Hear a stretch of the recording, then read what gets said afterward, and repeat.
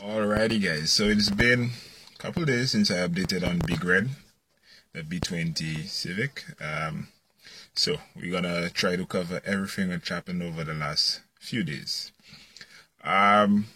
Disclaimer, well, my eyes look really red. It's because I really haven't slept that much over the last couple of days, and yeah, so to start off with, so we got the car started, and like you saw in the last video, the car was trailered closer to my home on Saturday. I left work early. We went on that. We started about 8 p.m. We spent the better part of maybe 2 or 3 hours trying to troubleshoot, syncing the timing and getting the wideband to work. In the previous video, the timing was synced, but we went back to the basic distributor setup, since we did not have the modified distributor on hand at the time. We tried to sync the timing. Previously, what I did was I set the engine on, well, not I, what we did was we set the engine on top dead center, and then we made a mark on the crank pulley, and we made a reference mark, so that would be top dead center. That was for the missing tooth. When we went to do the basic distributor, that did not seem to line up. So something was off. So in any case, I still use the same mark. So we synced the timing. The wideband, for some reason, decided it did not want to play nice. So I said we were running out of time. The owner wanted results. He said to do what we have to do. So I decided to tune without the wideband. That, by the way, broke the internet. But we'll get to that story in a bit. So first run, I threw a good bit of fuel, what I knew would be pretty rich to start off with. The map, no base map whatsoever, just the same map we started on, but the car felt sluggish. So you could smell the fuel really strong, so you do not even need to pull plugs to know that it was running rich. So I left the fuel alone. Generally, you don't pick up that much power playing with fuel, especially on an NA car. Most of the power comes from timing adjustment. So I began playing with timing.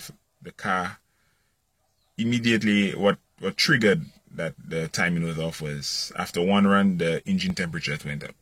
And that's a cue for you guys. Usually when your ignition timing is really retarded, it forces the car to run really hot, and thus you get hotter coolant temps than normal. So like after one pass, we were already going up to like 105 degrees Celsius. We had to let the car cool off and whatnot. So I began playing with the trigger advance. The car began picking up a bit more oomph, a bit more power, and the car still smelled really rich.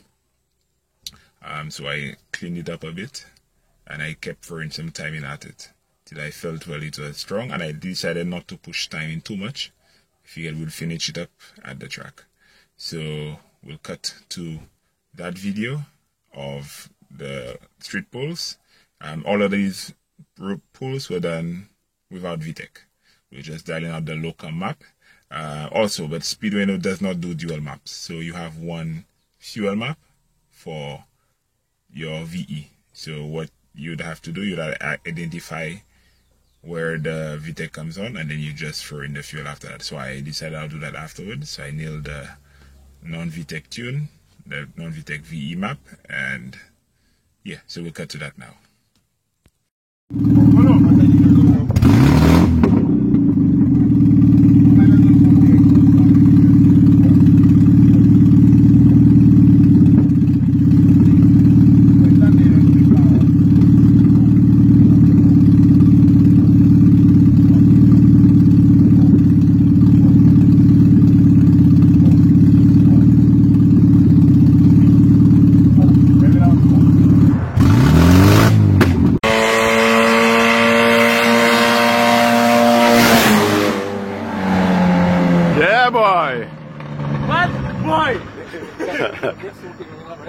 So at that point, the car felt very strong. We decided to call it a day. Well, it was early morning. It was like 2 o'clock in the morning. So we decided to stop here. I would continue the tuning on the track. We just wanted to get a safe baseline. Still smelled really rich. But just smelled really rich, so we knew it was really rich. Smelling the fuel very strong, so wasn't too worried about fuel at that point. I was mostly worried about timing, which is why I kept it where I felt was a bit soft. Yes, so fast forward, get to the track. I connected the solenoid because we do not put the ground from the VVT solenoid. VVT, VTEC, same thing. But VTEC needs 12 volts, so we use the ground from the solenoid, from the output, sorry, to trigger a relay. Wired that up. I took another shot at the fuel map, and I pretty much just guessed where I thought, what I thought would be really rich, because I knew on top of the NA map, if I activated VTEC, the car would have been really lean, because VTEC usually just makes for a totally different engine. So what I did was I threw a good bit of fuel, something I thought that would be pretty rich, and then we went for a pull. Yeah, I don't think I have a clip of that. So one pull, VTEC turned on. It was a third gear pull, or was it second gear? It was one of the pulls. So VTEC turned on, and then we immediately pulled out the plugs to inspect. Fuel was bang on. Light soot on the plug, so I knew it was within range just by looking at the plugs. Timing, on the other hand, the timing mark was way up on the strap, which indicates that it had a bit too much timing in it. It was almost touching the base of the plug, so I pulled 3 degrees, right, what I thought would be safe, and then we went again, checked, and the plugs were fine. The car was making pretty decent power. The plugs seemed fine.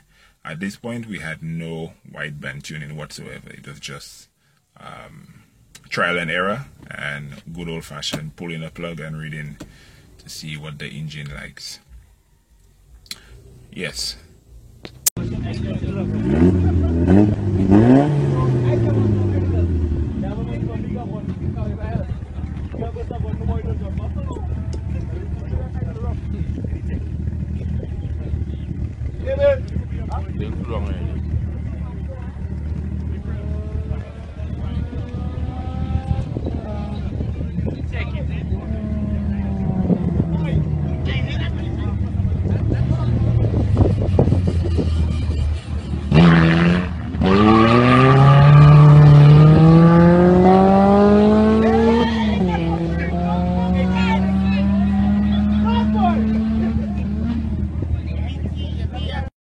So fast forward, the time to race. The owner of the car took a go at driving it. He drove it pretty well, but I suspect there was something happening with the gearbox. He could not find gears, so he tried racing. I raced him with my car, my white turbo sedan, my Civic Turbo, and well, I did not expect him to beat me, but yeah. So I'll put a couple of those clips in there. He had some gearbox, he could not find gears, so we'll skip ahead. Well, I'll show you those clips and then we'll skip ahead and finish off this video.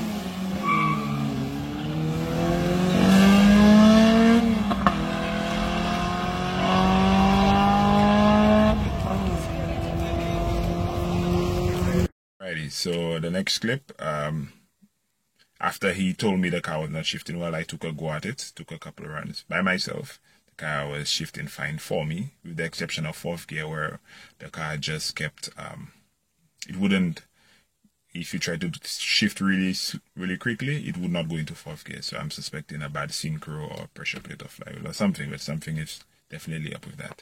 So I immediately went back to the starting line, and then I got to race a Toyota Altezza, what you guys would call an IS300 in the US, but this one had a 1JZ GTE swap in there. So we'll fast forward to that clip, but in the clip what you will see is I line up to race. I pretty much got him off the line, so I was pulling away, but from the first to second gear shift, the gear shift broke. I don't know how it happened, but the shifter just broke, and that ended the event for us. So we couldn't do any racing after that.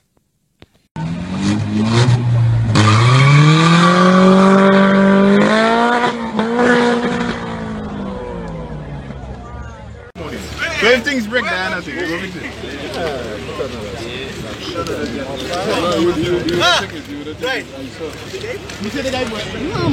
Guys are wondering, this is what my VTEC map ended up looking like.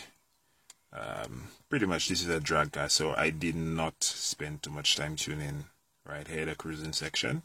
I basically tune here, idle, and wide open throttle. These parts will be tuned at a later date.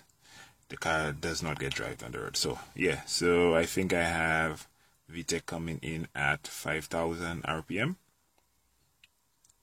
right here. So this is where I threw in all the extra fuel for when VTEC engaged. On one of the runs, the wideband did happen to work. I'll throw in a pic right there.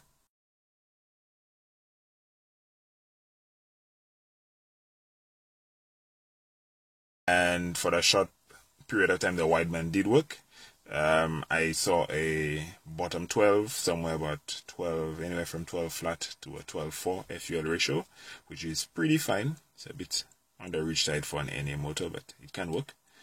I figured it's better that it was rich than lean. So I left the fuel at that point, and then the car continued to race.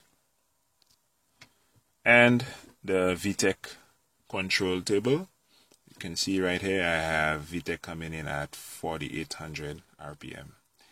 I put the 47 here because of I wasn't sure how the software would behave having a wider gap between the two RPM ranges there. So this one has a 100 RPM split, so the VTEC would come on here. And guys, the car felt pretty strong, if I may say so myself.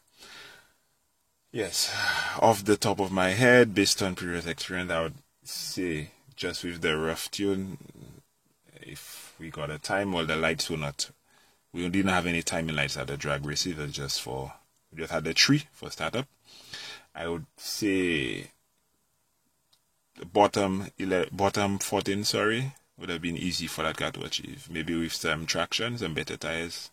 I see it clicking off 14 flat, maybe a high 13 second time on the stock B20 VTEC motor. It is in a EK hatch, which is stripped, so I think a high 13 second pass was definitely attainable. So I'm not sure how long this video is currently, but apologize if it's really long. So that's about it. Got the car running for about 7 or 8 street pulls. Then we took it to the track, began pulling out plugs, activated VTEC, and threw some fuel, no wideband tuning. Yeah, so it just brings a smile to my face when I think of the comments and whatnot we get on the internet. But that's the internet for you. You can't tune without a wideband, you need an aux sensor, you'll blow your car up, whatever. You're gonna get these guys to the internet. It doesn't make sense to worry about what you hear on the internet. What I do say is that what I do because I can take risk, right? But they are calculated risk. Would I advise a new guy who's just starting off with any fuel management, whether it be a Motec, AEM, Speedway, Omega Squad, doesn't matter. Would I advise you to tune without a wideband? Hell no. Would I have felt confident to try tuning without a wideband if it were a turbo motor? Probably not. Any motor, they're usually very easy to tune. Let me break it down, guys. Wideband knock sensors, at one time they were very expensive and they were not very common. At one time they were non-existent. We had guys going in the 8s, the 9s, in the 60s, 70s, guys were already going 8s. We had NHRA cars, no widebands, just a carburetor. They were the fastest cars on the planet at one point in time. Does a wideband make your job a lot easier? Yes, like I was saying, does a wideband make your job easier? Certainly does. Does a knock sensor make your life easier? That can be argued. A knock, no, the discussion on knock itself is a whole other segue. So but let's put this back on topic. Guys, do what you do. Learn as much as you can learn. Take everything you get from me and from the internet with a grain of salt. Right? Before you try anything, ensure that you know what you're doing, and then, like Einstein or whoever said it, every action has a reaction. Right? But nothing is impossible under this. If you take your time, you can do anything. I will dare say that the tune which is on the B20 VTEC, I think the car can probably race for God knows how many seasons before it has any failures as a result of the tune. The spark plugs never lie. If the spark plug says the timing is too far up the strap, then more than likely you're running too much timing for your setup. If the ring at the bottom, the base of the plug says you lean, your car is lean. You don't need a wideband to tell you that you lean. Pull a plug. Even after you have a wideband, pull a plug. Plugs never lie. So, before this gets too long, I'm going to wrap this up, guys. So I will get another video sometime over the weekend. I could not get much of the shots because we were actually at the track and it's difficult to record and whatnot. So this weekend, hopefully, we'll be putting a fresh wideband on the car and hopefully it works. If not, we'll still continue without the wideband. And I'll take you guys along for the ride. Hopefully then it'll be a lot less stressful and then we get to get some more clips. So, video is a bit long. Hope you guys enjoyed. Stay tuned. Big Red. It's breaking the internet. Till next time, guys. Stay safe. Catch you guys on the next one.